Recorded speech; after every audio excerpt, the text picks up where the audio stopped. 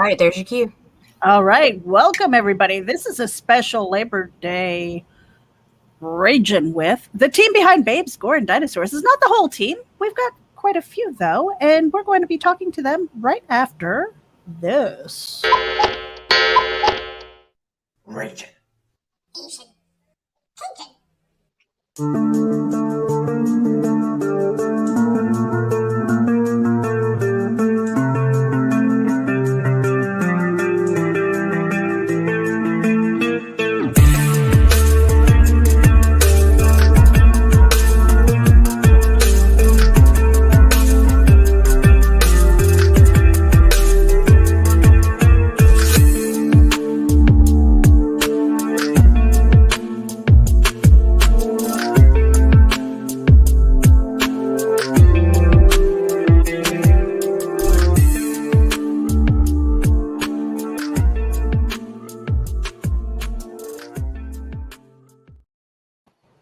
That's right, everybody. We are RAGIN with the team behind Babes, Gore and Dinosaurs. This is episode 48. Make sure that you hit the subscribe button and share this out with your friends right now. Hit the button. We are simulcasting to RAGIN AVC, Geek Insider, Indie Volt, as well as Comics and More New Jersey. And I'm going to drop the card here so everybody can say hello. Whee! Whee! Salutations. Babes, Gore, and Dinosaurs. Dustin, you were just talking about this behind the scenes, how this one book is starting to open up worlds and avenues and things like that. Let's talk about that a little bit. Oh man, on the spot. On the spot. That's what I like. Early zingers and whatnot, right? Well, we already had you on for the creative journey. For sure. Right. So let's talk about this whole world building thing. I mean, does it feel too big? No. Well, it's too big for one person. So we have a lot of really what she said. You gotta bring a friend, right? This is why I'm on the project. That's exactly why. That's why April and Jen are both on the project. They're both awful. Yeah, I know. Crazy people. So, yeah, no, they're both great people. Huge, awesome people. I'm big fans of their work, as I know that they're big fans of mine. I appreciate that. So it's a very exciting adventure, right? It's very new. It's very, oh my gosh, open, exploding, just there in your face type of story. But the cool thing is the characters we've created are just a small part of the world that we have that will be opening up next year. And you guys are going to see a lot more of that. And I think my modest team of 20 people, including myself, is ballooning up to 30 plus people around middle of next year. So you guys will be getting a lot more of that as we go down the path. But it is a lot. It is a lot different than working on the listener. It's a lot different than working on Greed, because of the fact that the listener could be called a niche book, even though we have a lot of fans and our fans are awesome. Our team's great. Same thing with Greed. Greed is a lot of fun. It's also, very different. It stands alone in most things. Whereas, me, I suck at writing things that are already done or recycling other people's projects. So I just don't do it. But I believe that BGD is much more easier for people to get into and to read and to have fun with, because it even though it's a mature title, it's very, it skirts all these lines. And we as readers and people like those dark, dirty lines. We really do. How far can I get? What's going on, ES? ES is our letterer. He's a great dude as well. But it becomes this like naughtiness almost, right? Because you're like, how much gore can I get? Before I start becoming, is it too much? Or how much, cleavage can I put on here before it's too much? Or same thing with anything else. But April's like, orders, huh? Busting April through knows. the panel. April knows. There's a lot going on in BGD, but there's A lot of it boils down to the fact that it was like my ode to the 80s action scene. You know, I'm a huge fan of Schwarzenegger, Stallone. You know, you bring these guys, John Vlad Clandam. Yeah, Clandam. I can't even talk. I'm thinking Clam Dam. That's not great right now. That's like the female version of cock block. Right. Jesus, there's Nita. Chime in real quick with the cock block. I gotcha. So, anyway, but it's so much fun because there's so much action, there's so much adventure, but it's a real world we've created, and that's what Meredith was hinting on about the fact that it's a lot. It really is, because there's not just one story going on. This world is massive. You know, what's going on with these characters behind the scenes and all these other things. I'm known for fleshing out my characters. That's something I really enjoy doing, and I enjoy showing people the backstories, where they're from, what they've got going on at any given point in time. I got quoted once on a show for talking, and I forgot I even did it until the other day. We were talking about the Sinister Six. You see them in Spider-Man all the time, right? But what the hell are they doing when they're not on Spider-Man? You know what I mean? What's going on with all these really cool characters? And BGD has that life. You're going to start to get to see all these really cool things about these characters, what they've got going on, you know, outside of, you know, our, you know, trio of main characters. So, yeah, it's a lot. And I'm excited about it because I've got great team members. You know, we don't talk about contractors with us. It's a... Shut up. You're invited all the time. I want to hear it, Jim. You're always invited. But it's this, like, this open world. And the further we get into it, the further you get to see how real it is and how dark it is. And, you know, there are these pockets of light in the stories you guys are going to get, and those pockets of light and whatnot, you know. But, yeah, that's a story for another tale. But I'm excited about it. It is a lot, and we have a great team. So I hope that gives you guys some kind of inkling of what you're going to get in the future. Because like all my other series, it is ongoing. One of the things, excuse me, that I enjoy about it, and this was something that I was kind of ribbing you about before, is that it's like, what was it that Mike Bengtson was saying? That people love the naughty. Everyone loves naughty. For sure. But it's like Playboy, you know, because you get the nudity, you get the racy stuff, right? But it also has like decent articles, you know? So BGD kind of has that whole storyline that isn't just, it's not porn. It's not just, you know, like the art that's inside is there. I mean, there are some explicit things that I've seen, but I think it's more on the gore side. You know, it's more on the horror and the dark side. And so, you know, it's like, okay, wow. But then you're following the storyline to what you were saying before with your storylines with like the listener, with greed. It's like there's this arc that carries it through.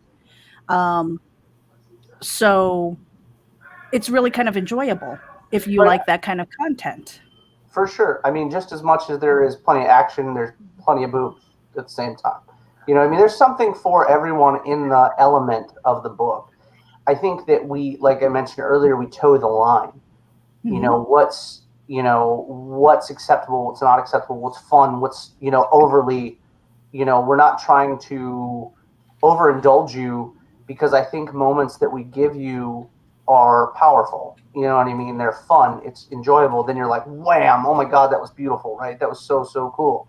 You know, we love those moments. And I love giving you guys covers like that.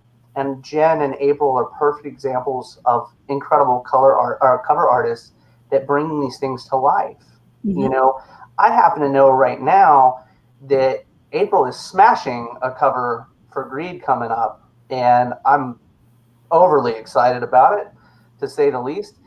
Jen's working on some other projects for us as well. So there are all kinds of really, really cool different things going on with our artists. And like I said, I don't these are my friends, and I want you guys to take that away from you, with you whenever you see me have a conversation, because they are my coworkers, they are my team. I am so cool with them floating around all my books because that's why we brought them on. You know, they're incredible people and they're like-minded individuals. Take it easy, Mike. Have a good night, brother. Thanks, Mike. Bye. But it's really cool to see development as well, right? Like when you watch people do the same characters over and over again, they add things or they change things, and it becomes very interesting. And these people are the most intimate outside of me with my own creations. Ooh, I have a question. Please. So, do you find that you get drawn to particular artists based off of styles like that? Like David Fott had like that Peggy Bundy style hair Right. for Lilith. Do you find yourself kind of gravitating because they do one or two things stylistically super duper well, or what gets you the people that you work with? Like when it starts, generally speaking, when it starts, it's a it's easier to say when I started.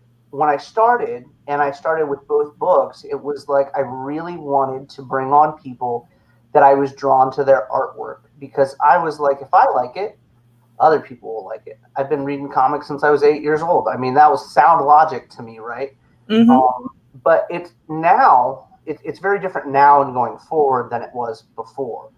Because before, when I first started, it was like you had, not to say that anybody was rude to me or anything like that, but it was, you had to have a name to get people to want to be on your team. You could find contractors, you know, that was like throwing money at a wall. You know what I mean? It was like, hey, here we are. Because there's a lot of awesome artists in the world, you know, and shamefully, a lot of them have to struggle to find work. You know what I'm saying? So when I started, it was like, oh yeah, that guy pays money, you know, but at the same time, I quickly weeded that out, you know, because I realized I wanted people that gave a shit about what they were doing as much as they were talented. You know, people that would invest in me as much as I was investing in them.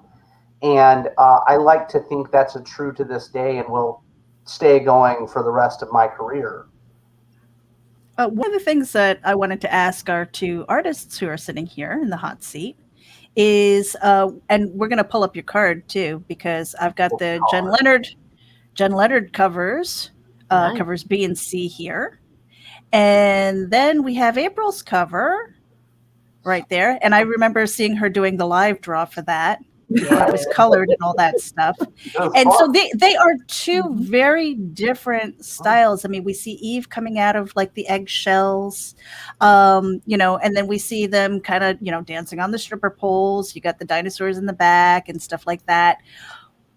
When you were approached, what was like the description that brought these images to your head? He wrote me in with dinosaur strippers. Dustin kept asking about. Sorry. Dinosaur strippers got you. I needed very little information after that. April's so easy.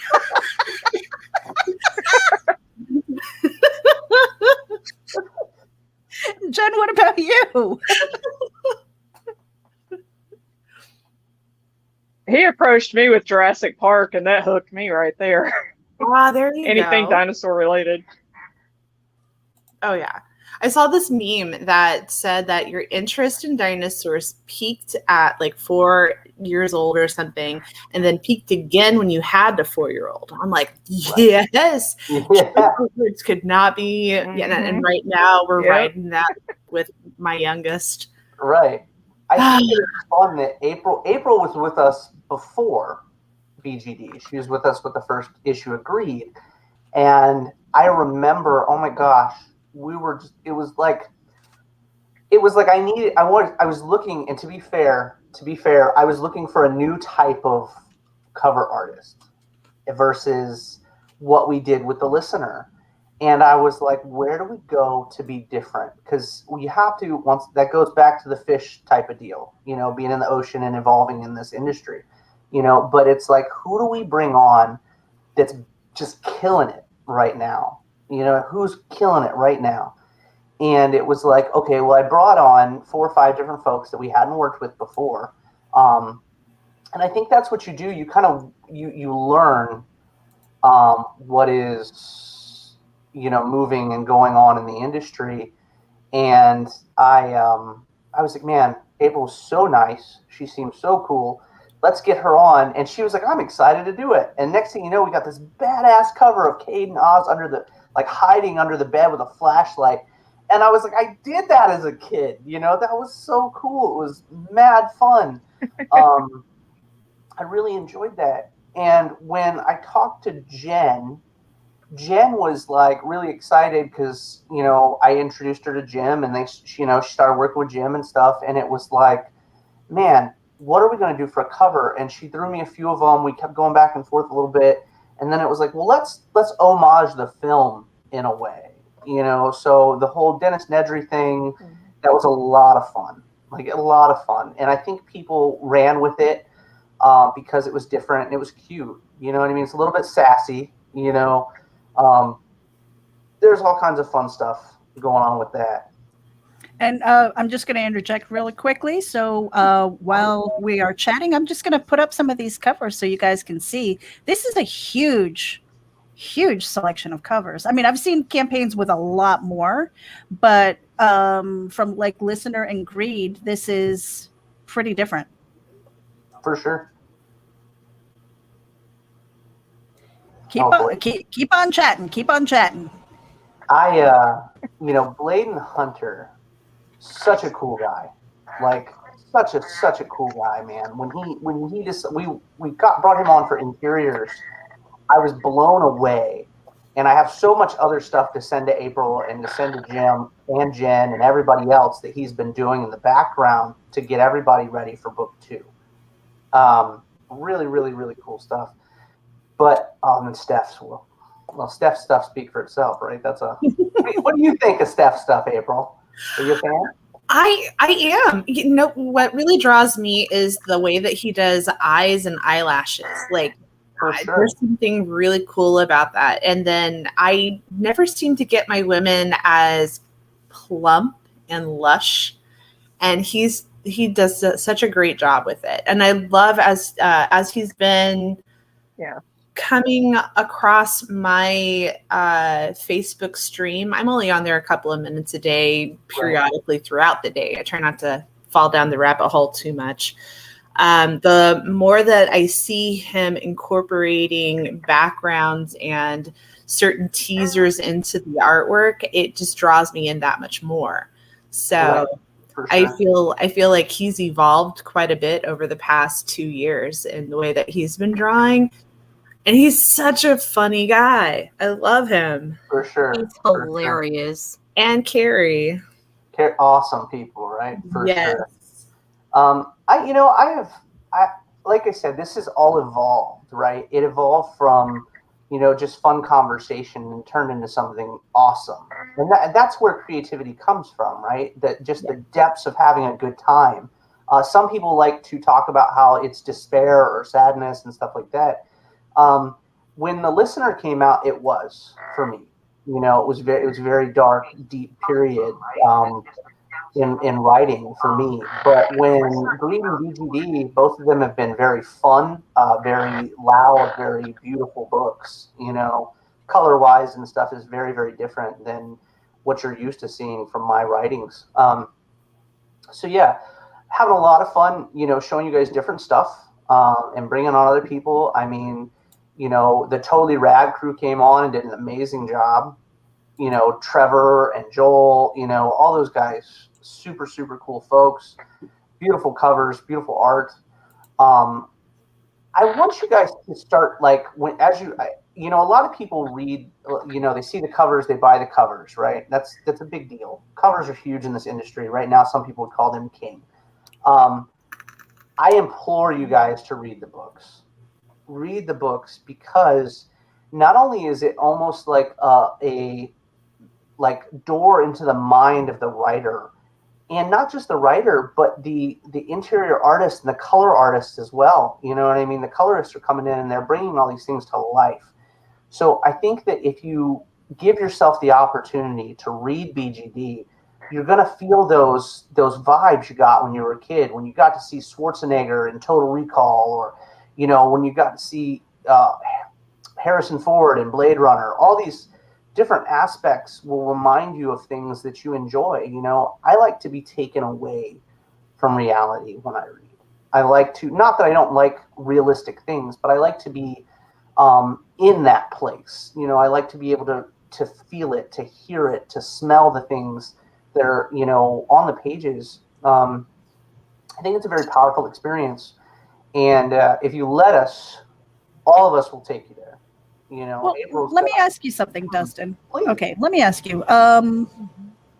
Because you are obviously falling in love, if not have already fallen in love with these characters, with this story idea. Bringing on a bigger team suggests that you have to kind of share that out. Do you ever feel like, I don't want to share? No, not in the least.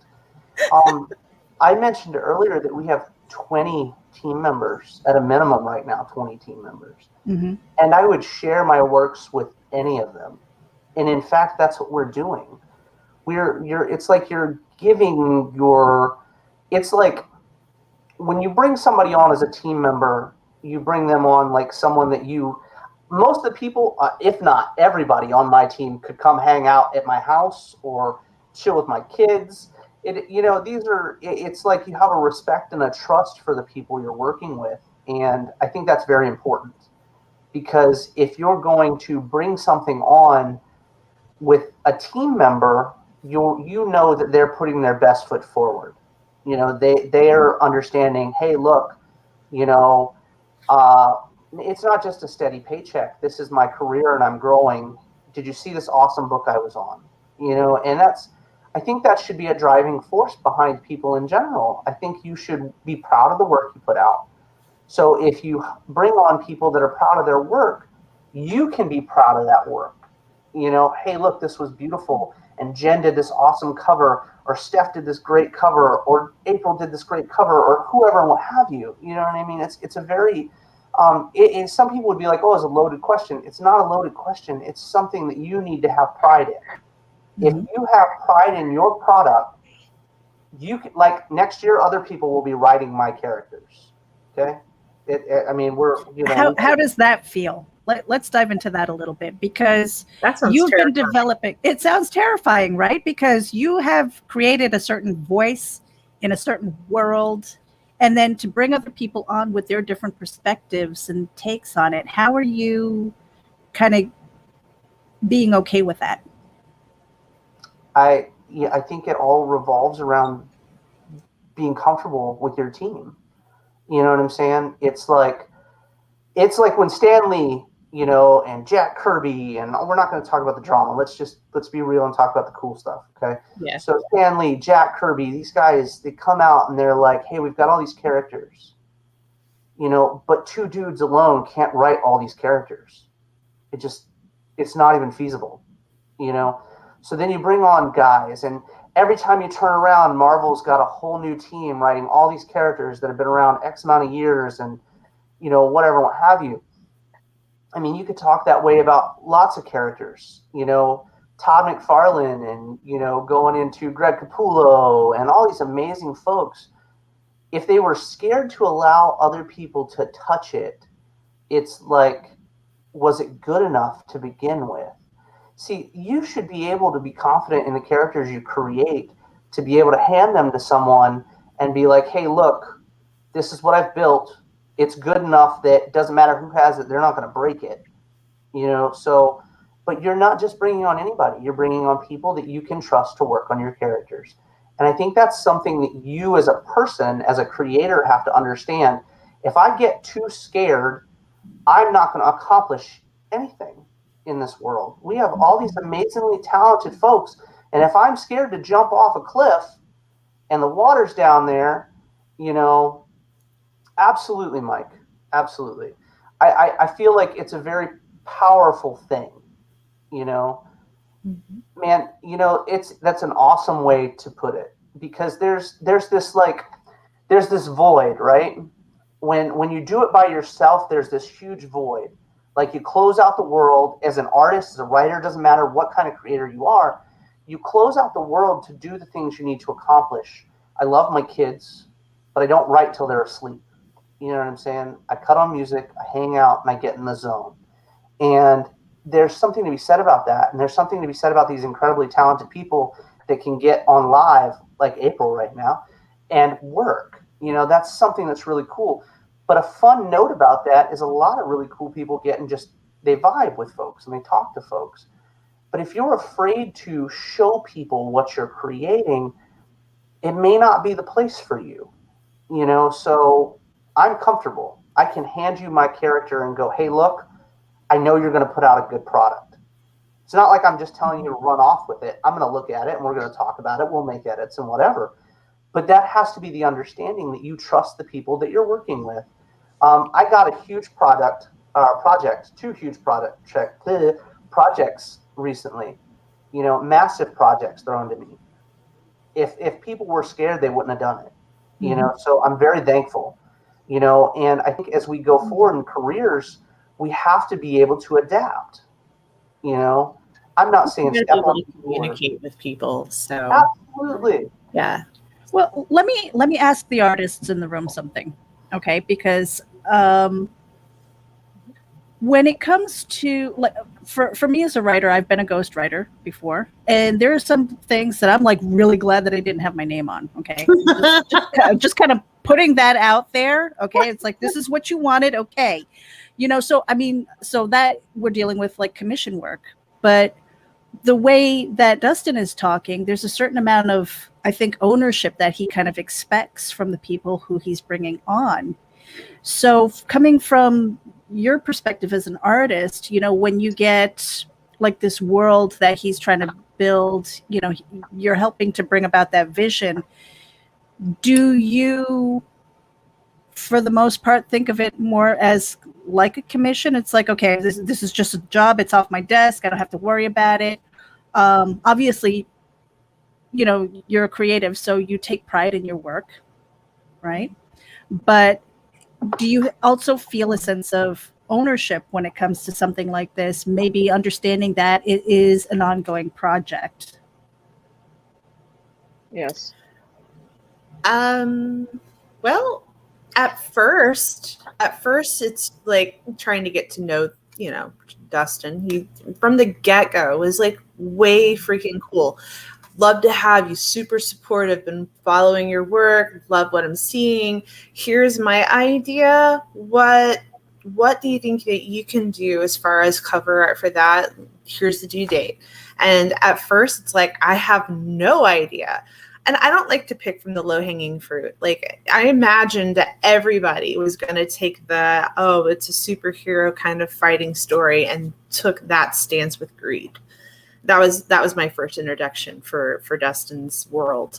And so I tried to do something different. You know, I've got young kids. They get scared of monsters. It's not that they are, they're not lambs, but they do get scared. And so to show that fear, I took it in a different direction than most artists. And I was like, well, I'm probably not going to get invited back. And then before you know it, he's like, no, I love it. And I'm like, oh, you're just saying that. It's fine. But no, he really did. And it was really flattering. And I was very honored to be invited back for not just Greed, but for additional projects on top of that. And so it's really, really flattering as an artist. I'm still trying to build my cover portfolio. Like, it was, you know, it was for every step of your artistic career, there is that one next thing that you want to try. And cover art was like, oh, well, I don't know if I'll be any good at it, but let's give it a shot.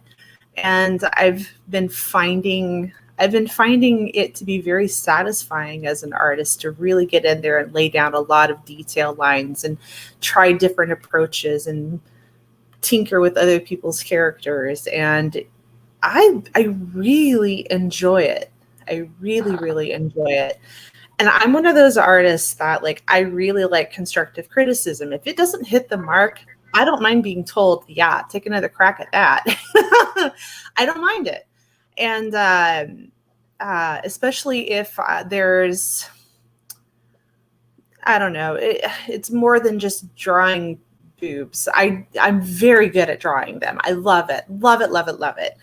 But Kinktober's coming. well, you know, it just is what it is. Yes, exactly. Oh, yes. Hey, we'll talk about that soon. Yeah. I know. I'm so excited. Well, it was just like all of a sudden September popped up. I'm like, oh, I'm not ready. So I'm trying to get ready.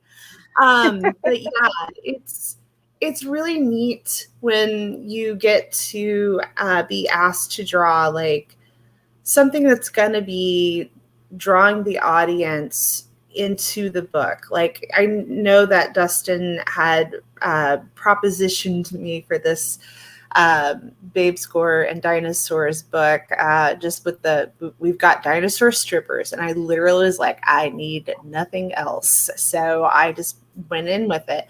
But when I was doing the cover, I was like, background, ambiance, commotion, I mean, lighting, like there was a lot of things. And then when he told me the stripper's name, did you say it was Eve?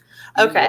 When you told me that she had iridescent, like mother of pearl texturing, I'm like, oh my God, what? And so therein lied a whole new coloring challenge. It was wonderful to be like, well, I don't know if this is going to work. Let's put this on a separate layer. And then it did. And it was like, all right, yeah, let's do this. So, I mean, if everything was super easy, I would get bored with it. But there's like new levels of challenge. And then the upcoming Greed 2 book, oh gosh, I cannot wait. I cannot wait. Beautiful. You're killing that one. Well, it literally was kind of like I hope this isn't too girly, but hey man, look, I have never been one to shy away from you guys and artistic freedoms. You know, I think it's cool to make sure that you have the freedom to make it your way. It should always be your cover. I think that when we look at things like that, it becomes very. Did you see April's new cover? It doesn't matter that it's a BGD book. Did you see April's new cover? And that's something I put pride in, because when people come to me and they're like, dude, you know, did you see Jen's cover? It was fucking awesome. Yes, I know. I wrote the book that it's on. It's great, isn't it? You know? Well, I wanted to ask Jen too, you know, basically the same question. It's like, as an artist, because you work for commissions a lot of times, more often than you might even work on your own stuff, right? Mm-hmm. So, right. What is that? Where is that line for you as far as like feeling a sense of ownership when you are on a project like BGD, as opposed to, you know, just saying, hey, do a cover, here's my deadline, you know, and that's it, you know? Well, Dustin's been absolutely phenomenal to work with. He has given us so much freedom and just basically told us to have fun with it. And it's fun to be able to send ideas to him and say, hey, what do you think about this? You know, he'll be honest with you and tell you if it doesn't look like it's going to work. But I mean, you do feel like it's a sense of ownership when you're done, because you feel like you've done your idea and your best on it, because he gives you so much freedom on it. And he is very encouraging. So he has been phenomenal to work with. I appreciate that. Thank you, Jen. I try to be. You know what I mean? I know that you guys go through a lot as artists. I know you guys go through situations that are not the most optimal situations, and writers are the same. You know what I mean? It's no different. I'm thankful. I'm thankful that I'm getting to move into other things and not just my own things. But at the same time, it's a very interesting concept when you go in and now you're at other people's. Go ahead, April. Also, there is nothing more flattering than seeing a project fund and fund quickly. It is amazing to be a part of a project such as that. Right. And we do like Kickstarter and crowdfunding campaigns are very new for me. Ever since the pandemic, people have been telling me I needed to do it for a very long time. And let's face it, I'm a person to person artist. I really like that connection, and I never really thought about Kickstarter before. And then when everything got shut down, that was the necessity. Like, okay, if I'm going to do this, I need to find an audience for it. Blah, blah, blah, blah, blah, blah, blah. And it evolved and grew. And then when you get to do these cover art opportunities, you want to be asked back. You want that crowdfunding thing to be successful. You want to offer creative ideas and help in order to like boost up those numbers and get the word out. And not that quality over quantity isn't necessarily the end all be all, but whenever you do start doing artist selections and who's hot, who's competitive in the market, who's going to be reliable and getting deadlines met, quality of work, all those things start to factor in before you know it. It's not just you're here for a one shot. It's team building. It's getting those 20 to 30 artists. It's really an evolution that's happening, and it's really, really, I'm very proud of you. I don't know if I've gotten to tell you that, but very proud of you. I am overly proud of all of you on a daily basis, and it chokes me up because I know what it was like when I started this, scared to be able to find artists, not knowing if it was the first book would fund, that being said, I've funded all my books within 2 weeks time to 3 weeks time, every book I've put out. And that's because we have, I can't say I had awesome fans the first time. You know what I mean? That's not how it works. It was literally beating the concrete and going to stores and pushing the book to people and stuff. So the first one, whatever. The second one was amazing fans. The third one was amazing fans. The fourth one was even more amazing fans. The fifth one was funded in 25 minutes. You know what I mean? It's like, it's a very exciting experience. But to know that you guys are gaining in notoriety because you work with me as well, it's a very good feeling, because when we go to the water cooler, right, and everybody knows artists, writers, we all talk amongst each other, So when you go to the water cooler and like in the future, I won't be doing virgin variants. That's something we'll put out there real quick in this conversation. But when you put out a virgin variant without your logo on it, without your trade dress and stuff, people are looking at it for the cover, and when they see those beautiful covers and you're at the water cooler talking to all these people, your peers and stuff, and they're like, hey, did you see this beautiful cover with this on it? You're like, that's my artist. I'm so proud of them. It was beautiful, right? It was a great job. And those are things that we can take with us. Thanks, Stef. I appreciate it. It's very powerful, because then you can go, man, look, I know that they don't have a lot of time to be on as many covers as they want. But April just brought up, quality over quantity. And I'll be the first person to say it. I mean, I've got quality in spades in my team, and I'm proud of them. And it's so much fun. All from the letterer all the way to the the dude that does the very back panel for us. It's nothing but trade dress. Well, Dustin, we're past the 30-minute mark. I'm gonna take a real quick break for you guys. We'll be right back. And again, we are simulcasting to RAGIN AVC, Geek Insider, Indie Volt, and Comics More New Jersey. Make sure that you hit the subscribe button and share this out with your friends from wherever it is that you're tuning in from. We'll be right back after this.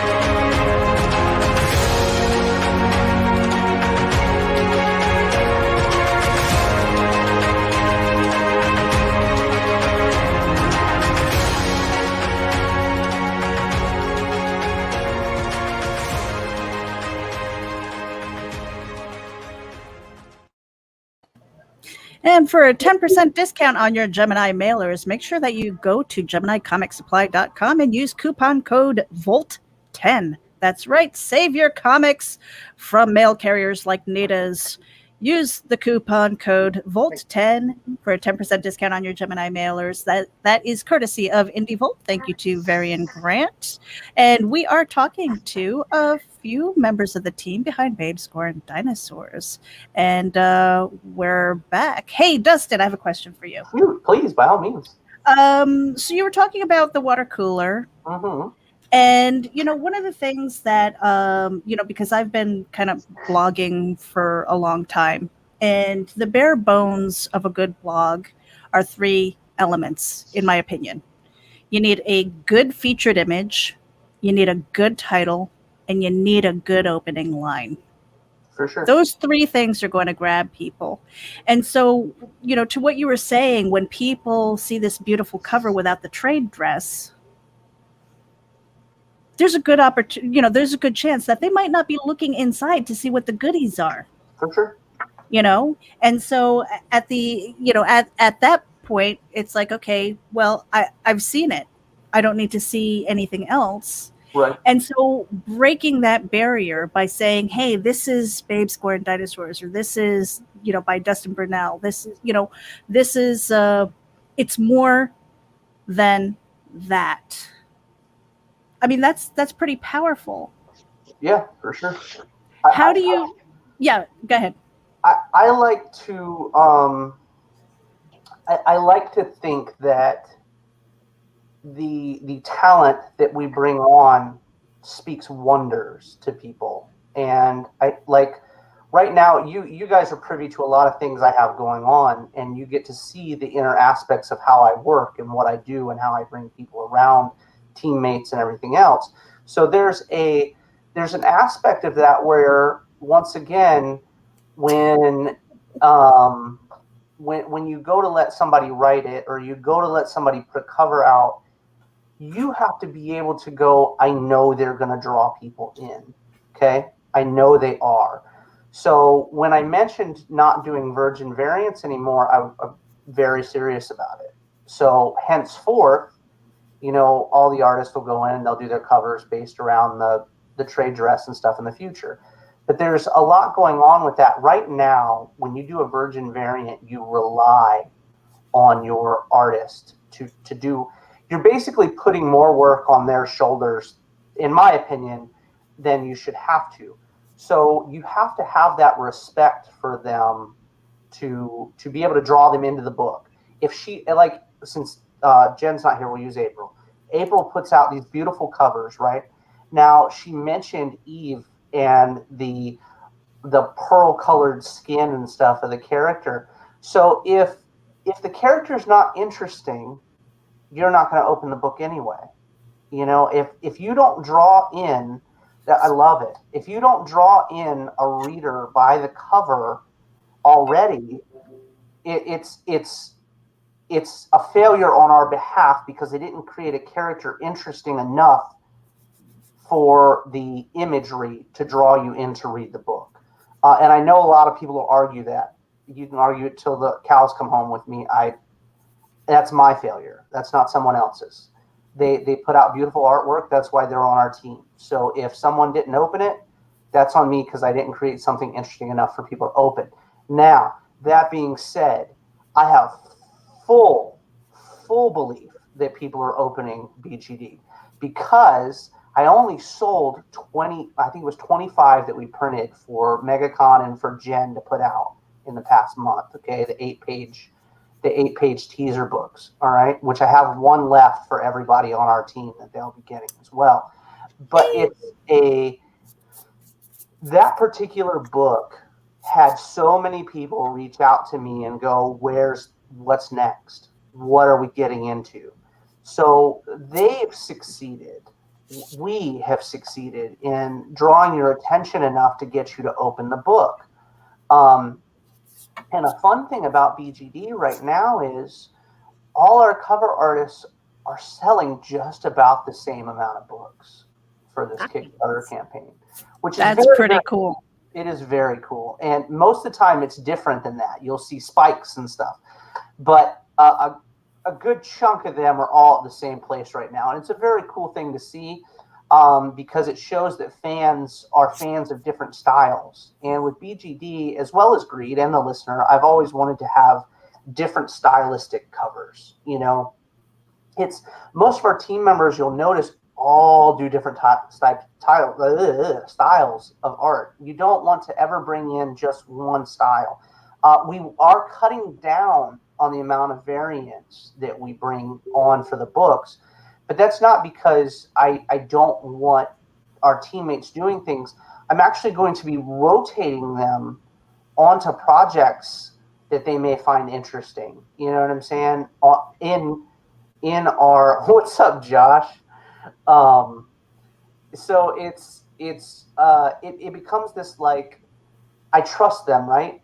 I've mentioned that, and I'll say it without getting red, without getting embarrassed. I trust my team. So if I go, hey, look, can you move over here? They know that they're still going to get paid. They know they're still going to have a good time, and they know that they'll still have artistic freedom. You know, so it's like, it's my book.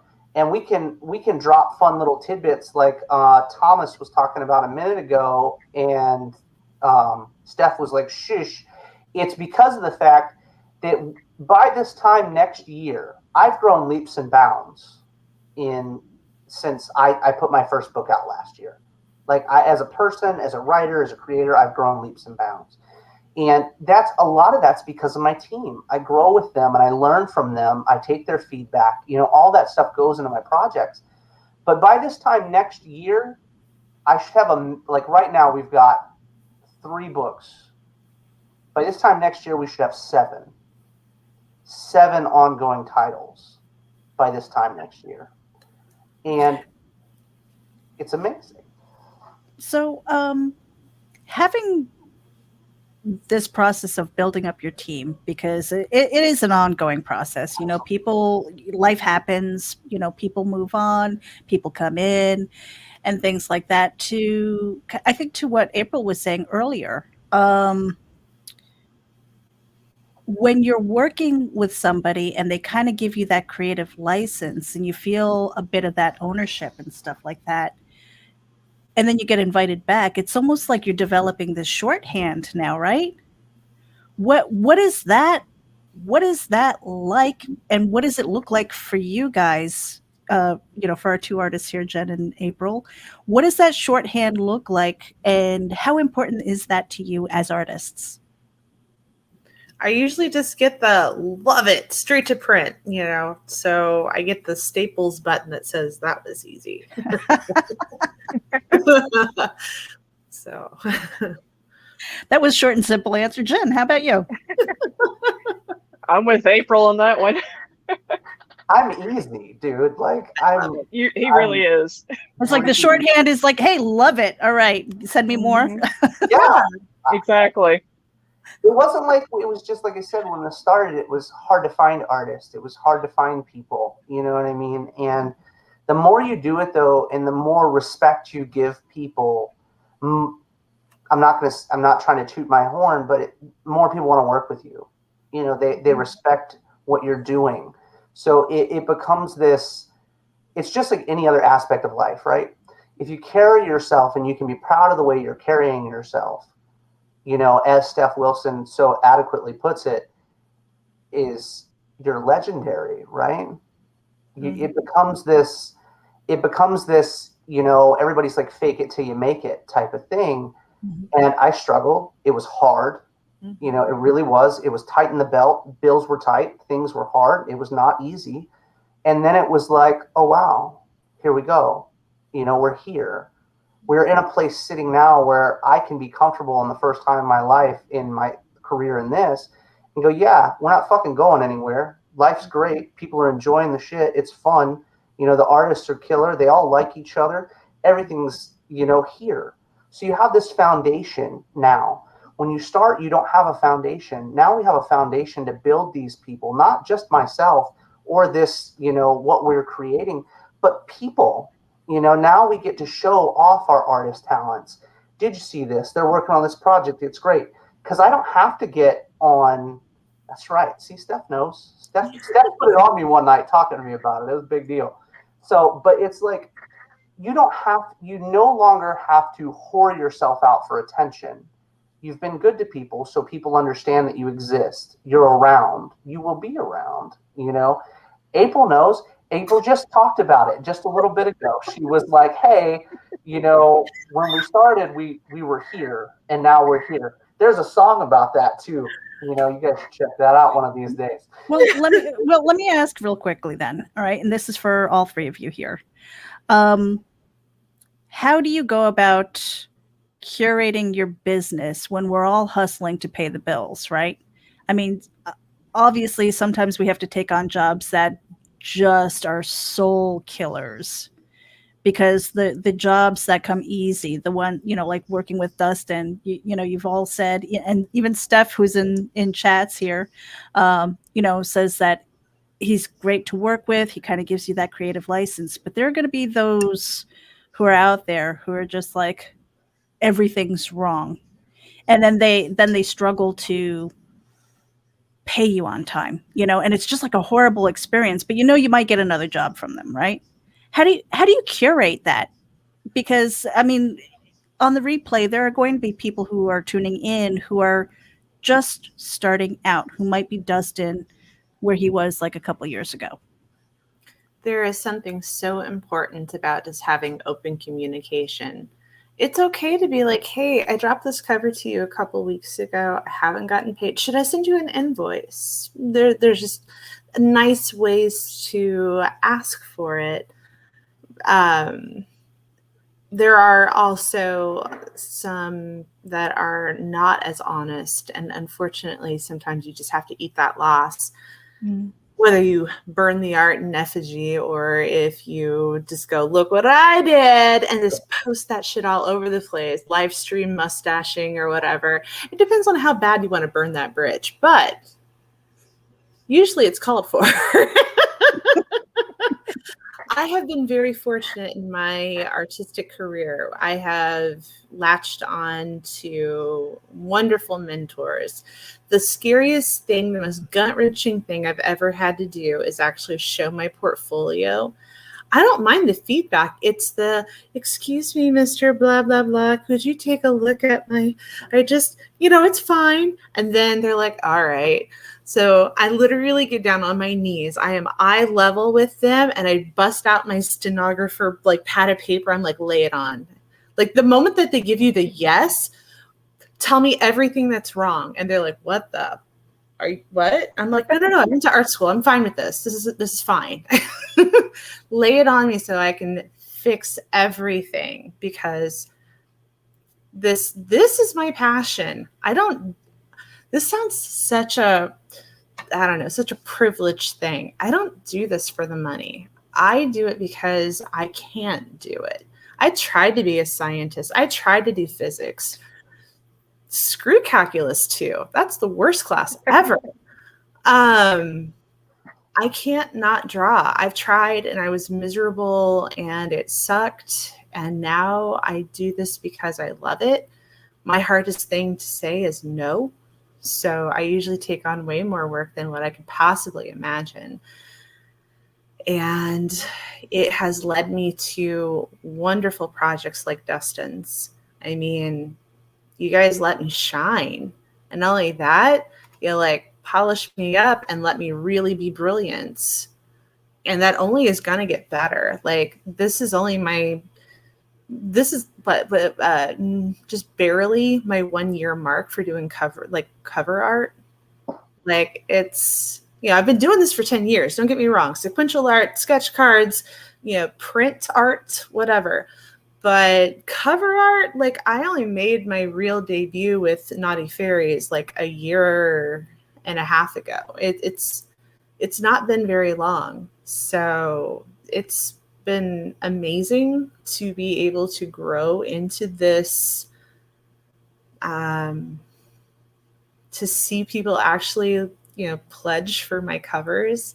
You guys, towards the end of the campaigns, I scroll through and go, holy cow, this is, blushy blush, twinkly, like starry things. I mean, it's really flattering, and I appreciate that not only are you like buying quality comics that people are actually spending valuable effort into, but that you're actually supporting all of this creative flow in spite of all of the hardships and all of the natural disasters and all the financial, like,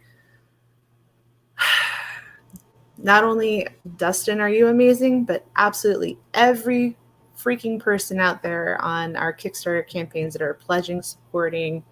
You guys just bring me to tears. It's wonderful. So thank you all. I have something cool to share Well, with both of you. before you do that, though, I do want to ask Jen how she curates her experience, though. For sure. By all means, please. Well, unfortunately, I haven't been doing this as long as April and some of the others. I started doing covers back in March, I believe it was, of this year, so it hasn't even been a year yet. Mm-hmm. But so it's all a new experience for me, and trying to learn as you go, and how to ask for people for the money when you do a cover and that kind of thing's been a new That's experience. the worst for me. It's like, pay me. Yes. It's like, I don't want to, because I don't work for the money.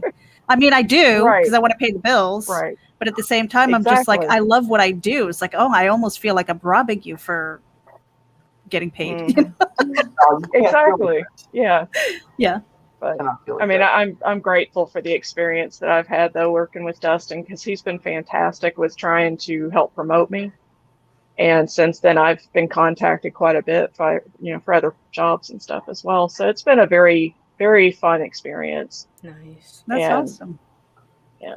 I will always try, like I said, to promote you guys and put you guys in the limelight, because it's important. I will say something really cool before I forget. Mm-hmm. I don't think Jen has. I don't know if April has or not, but you guys have sold metal covers for this campaign. I don't know that you guys have ever had a metal cover, but you guys have sold metal covers for this campaign.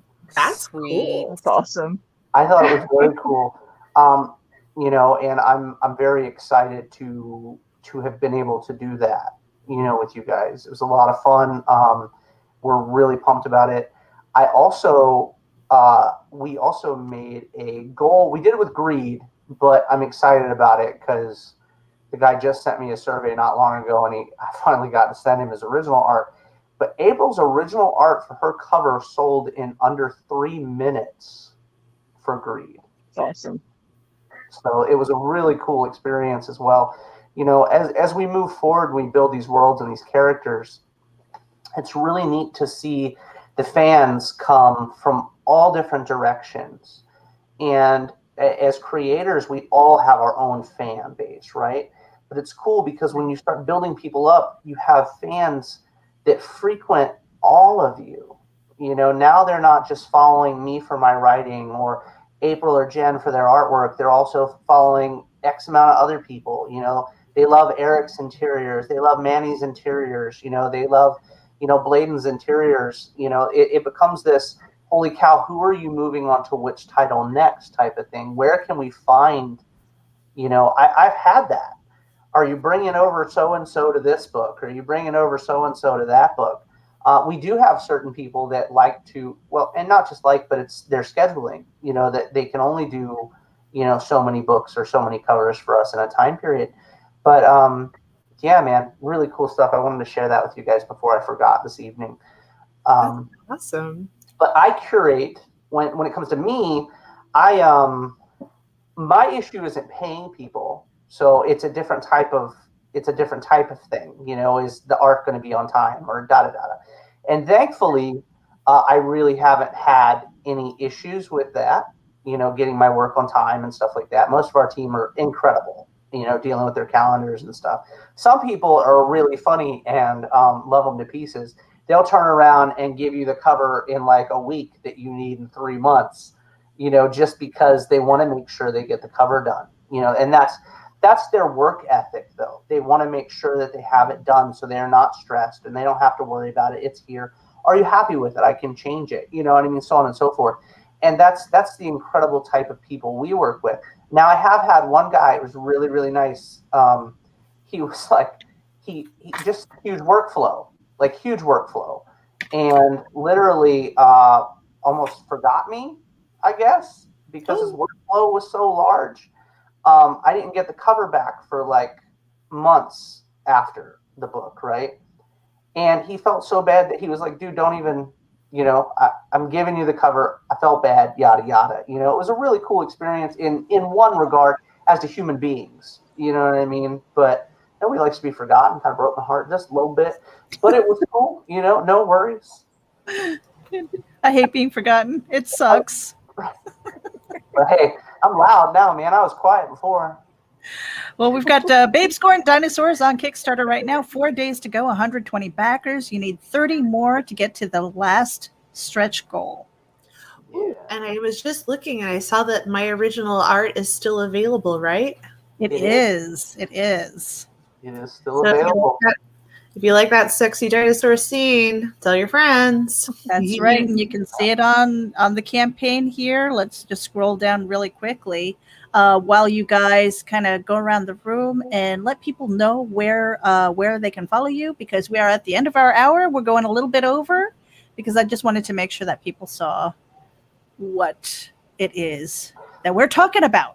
Yeah, ladies first, by all means. I'm going to let Jen go because I feel like I talk a lot. Well, you can find me on my Facebook and on my Instagram and Twitter, but I'm most active on the Facebook page. And that's under Jen Leonard, Jyn Leonard.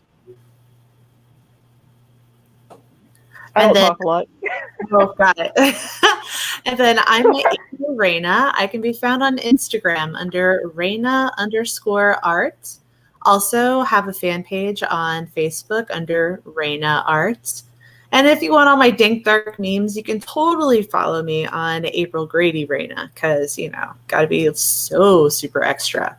And I'm getting ready to do my own little drawing challenge in October. So if you want to get on that, I'm doing pre-orders. The calendar of events is currently on my social media. Please tell us about Kinktober. Oh gosh. What was it? Like a year ago, 2 years ago, there was a guy that was like, I now own the hashtag Inktober.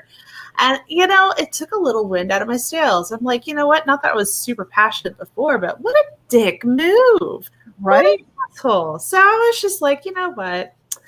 Whatever. And then somebody was like, hey, psst, there's an alternative. And I was like, shut up, what? And he's like, no, really. And I'm like, oh.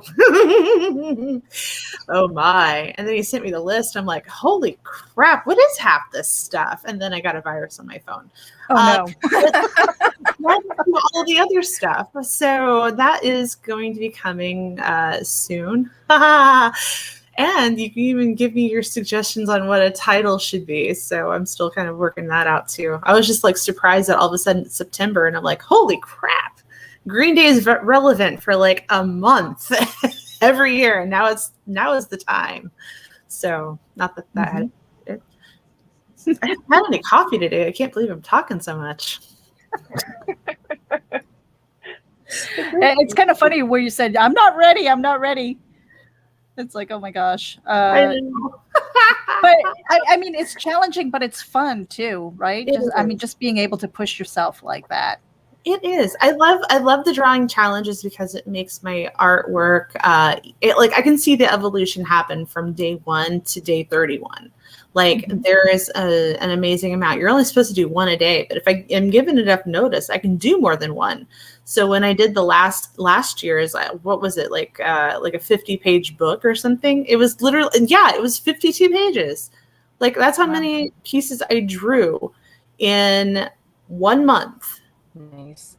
And I liked, all but like 2 of them. So that was pretty good. Mm-hmm. What? Can't love every one of them. And they can fight for your affections. There's nothing that says that you might feel like a bad parent, but it's okay to fight for mommy's love. It's fine.